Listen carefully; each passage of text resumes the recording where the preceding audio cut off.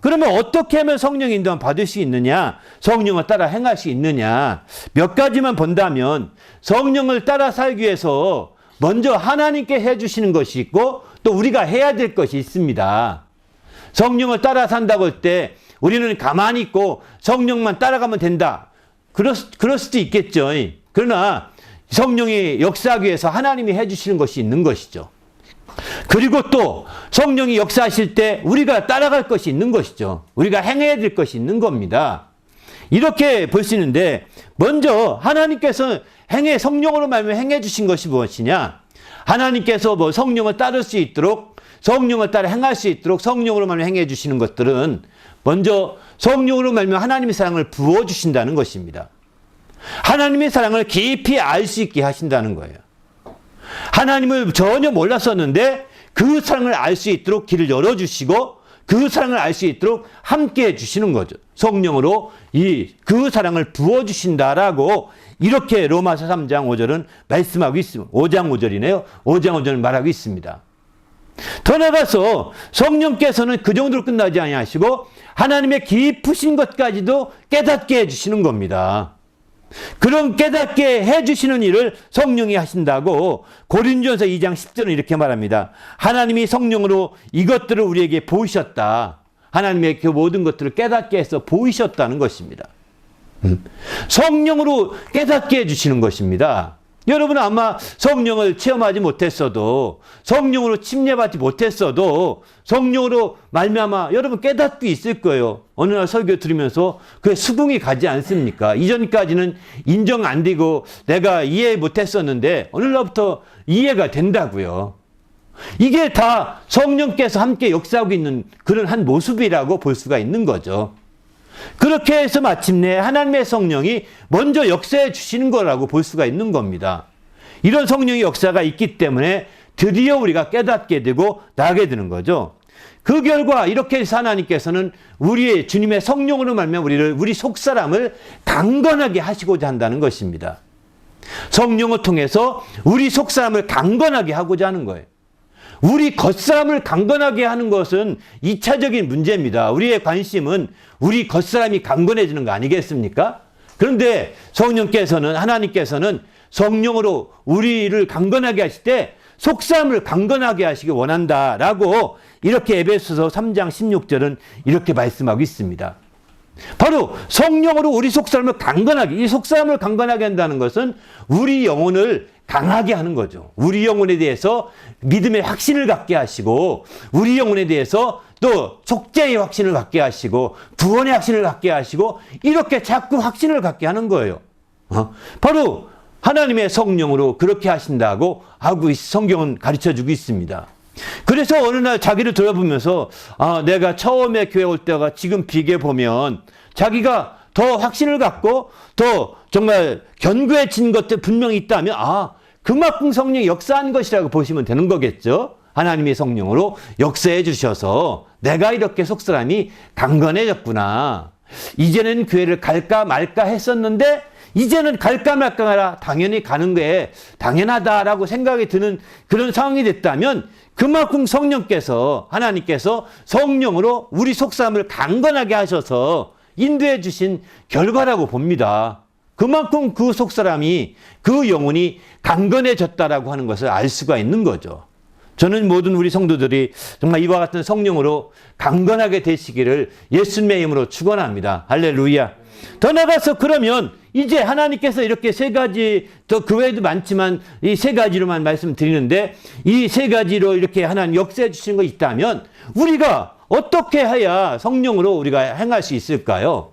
우리가 어떻게 해야 성령을 온전히 따라갈 수 있을까요? 먼저는 성령으로 기도하라고 공부하고 있습니다. 바로 야고보서 유다서 1장 20절을 보게 되면은 성령으로 기도하라고 말씀하고 있습니다. 다시 말해서 우리가 기도할 때 하나님 내가 성령을 힘입어서 기도하기 원합니다. 내가 성령을 힘입어 자꾸 기도하게 달라고 이렇게 기도하는 것이 필요하다는 거예요. 그리고 성령이 힘입어 기도할 때 나타나는 대표적인 특징이 뭐냐? 기도 제목들이 자꾸 떠오르게 됩니다. 기도 제목들이 자꾸 이렇게 제가 생각하지 않아도 이거 기도해야 되겠네?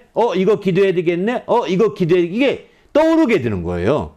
이런 기도 제목을 가지고 자꾸 기도하다 보면 이게 성령으로 기도하는 대표적인 기도라고 볼 수 있습니다. 그러나 알다시피 이제 그 떠오르지 않고 막히게 될 때도 종종 있지 않습니까? 막히게 될 때는 여러분들이 알다시피 주님이 가르쳐준 기도 가지고 기도하면 좋습니다. 기도하다 기도지 탁 막혔어요. 기도할 게 없네? 생각이 안 나네? 그러면 주기도문 가지고 토막토막 잘라서 기도하시면 좋아요. 그러면 그것도 주님이 이미 가르쳐준 기도 제목이거든요. 이건 최고의 중요한 기도예요. 그런 기도가 응답된다면 최고의 영적 삶을 살 수 있거든요. 그냥 우리가 형식적으로 주기도문을 따라하는 것도 중요하겠지만 주기도문을 한 제목을 잡아서 기도 제목 삼는다면 아마 굉장히 중요할 거예요. 그거 가지고 기도하다가 또 기도 제목이 떠올랐습니다. 성령이 생각나게 해주셨어요. 그러면 그것까지 기도하고 그러다가 또 기도 제목이 떠올랐습니다. 또 기도하고 이렇게 기도해 가는 거예요. 이러다 보면 이제 더 확실하게 성령으로 기도하는 것이 무엇인지 알게 되는 거죠. 또 두 번째는 성령으로 봉사라 라고 빌립보서 3장 3절 이렇게 말합니다. 성령으로 봉사라는 것입니다. 성령으로 우리가 이 성령으로 봉사할 때도 우리가 이제 우리의 의지로와 뜻으로만 봉사하지 말고 하나님 내가 성령으로 봉사하기 원합니다. 내가 성령으로 봉사하기 원합니다. 자꾸 이렇게 되뇌고 고백하면서 봉사라는 겁니다. 그렇게 봉사할 때와 그렇지 않고 그런 생각 없이 그냥 의지로만 봉사할 때는 차이가 있게 됩니다. 의지로만 봉사할 때는 조금 봉사하다 보면 이제 자꾸 옆에 사람을 찾아봅니다. 왜 나만 봉사하지? 왜 저 사람은 안 하는데 왜 나만 하지? 이렇게 비교하게 되는 거예요. 그러나 성령으로 봉사하기 원합니다. 성령으로 자꾸 그러면 오직 성령만 바라보고 봉사하게 되는 거거든요. 사람을 보지 않습니다. 그러면 봉사하면서도 피곤함이 덜하게 되고 오히려 마음이 봉사한 결과에 마음이 더 충만해지는 것을 볼 수 있거든요. 그리고 봉사하는 가운데 또 좋은 영감이 떠오르기도 합니다. 그래 성령으로 자꾸 봉사한다고 봉사하기 원하고 기도하면서 그렇게 고백하면서 봉사하다 보면 이제 좋은 영감이 떠오릅니다. 자꾸. 이렇게 떠올라서 이제 그런 영감들을 통해서 전할 수 있고 나눌 수 있는 기회가 되는 거죠. 또 그렇게 봉사하다 보면 기도 제목이 생각나기도 합니다. 또 기도하기도 하고. 저도 아침에 일어나서 이제 우리 집에 컨디션이 안 좋아서 제가 이제 카레 사는데 그 감자를 깠습니다. 까는데 봉사죠, 봉사하면 자꾸 성령으로 봉사하고 하는 그 봉사 중에 기도 제목이 자꾸 생각나고 말씀이 생각나고 이러더라고요. 그렇게 해서 기도하면서 하니까 금방 시간이 30분 슬쩍 지나가더라고요. 이렇게 내가 금방 깠어요. 그래서 보면서 이제 마찬가지라고요. 우리가 봉사하면서도 그저 나가 혼자 봉사한다고 해서 이제 시험 든 사람이 종종 있거든요. 이들은 대부분이 성령으로 봉사하지 않기 때문에 봉사하다가 시험 들거든요. 교회 와서 봉사하다 시험 든 사람 많습니다. 오히려 시험 들 바엔 봉사하지 않는 게 좋을 뻔했는데 오히려 봉사하다가 시험 드니 안타깝죠. 그래서 우리는 어쨌든 봉사할 때는 성령으로 봉사라는 거예요. 성령을 따라 행하는 것 중에 대표적인 것입니다. 또 세 번째는 성령으로 행하는 것 중에 대표적인 또 이제 주님이 부탁하신 것을 지키는 것입니다. 디모데 후서 이렇게 말씀하죠. 1장 14절 보게 되면은 우리 안에 거하시는 성령으로 말미암아 내게 부탁한 아름다운 것을 지키라 이렇게 표현하죠. 우리에게 부탁한 아름다운 것이 뭘까? 이게 복음이거든요. 우리에게 위탁한 복음입니다. 복음을 지키는 거죠. 복음을 지키는 거예요. 복음을 지킨다고 하니까 좀 희한하죠? 복음을 지킨다고 할 때는 두 가지 의미가 있습니다. 하나는 전한다는 의미도 있고요. 하나는 그야말로 뭘 감춘다는 의미가 있는 것이죠. 감춘다는 의미. 감춘다는 건 뭐냐? 비밀을 지키는 것입니다. 비밀을 감추는 것. 비밀은 감춰야 됩니다. 근데 복음은 비밀이 아닙니다. 이건 알려야 되는 거예요. 알려야 되는 것은 알리고 나눔으로 지키는 것입니다. 알고 나눔으로 지키는 거죠. 그래서 복음은 알고 나누는 것이고 하늘의 비밀이지만 이 나누도록 그래서 모든 사람들이 나눌 수 있는 기쁨이라고 했거든요. 온 백성에게 미칠 만한 좋은 기쁨의 좋은 소식이 바로 복음이지 않습니까? 이게 복음이 나에게 와서 내가 비밀로 이렇게 감춰지고 만다면 소용이 없는 것이죠. 이것이 나에게 감춰지지 아니하고 하나님께 참으로 이게 될 수 있다면 최고가 아니겠습니까? 우리도 주님 안에서 이 하나님의 놀라운 이 복음, 하나님이 부탁하신 이것들을 지키시길 바랍니다. 이게 복음을 증가하고 지킬 때도 마찬가지입니다. 그냥 복음을 전합시다. 복음을 전하는 건 사명입니다. 막 이렇게 해서 막 전하다 보면 억지로 전하거든요. 복음도요. 이런 억지로 전하면 한두 번은 전하지만 복음 전하기 싫습니다. 안 전한다고요. 그러나 복음을 전할 때 마지못해 따라갔다 하더라도 억지로 하더라도 하나님 복음 전하는 것도 성령으로 하기 원합니다. 성령으로 복음을 전하기 원합니다. 자꾸 이렇게 고백하면서 복음을 증가하다 보면 오히려 더 큰 기쁨이 있게 됩니다. 복음 전한 자의 그 축복을 이루 말할 수 없게 느낄 수 있게 되는 거죠. 그러나 알다시피 복음을 전하면서 억지로 부득불하게 되면 가다가 복음 전하다가 좋은 결과가 나타나고 좋은 열매가 나타나면 좋지만 사실 우리가 복음 전하다 보면 여러 가지 부끄럼도 당하기도 하고 수모도 당하기도 하고 또 자기가 완전히 상대방에게 넉다운 듯 완전히 논쟁에서 지고 돌아올 때도 있지 않습니까? 그러면 못 전하는 거예요. 이런 사람들은.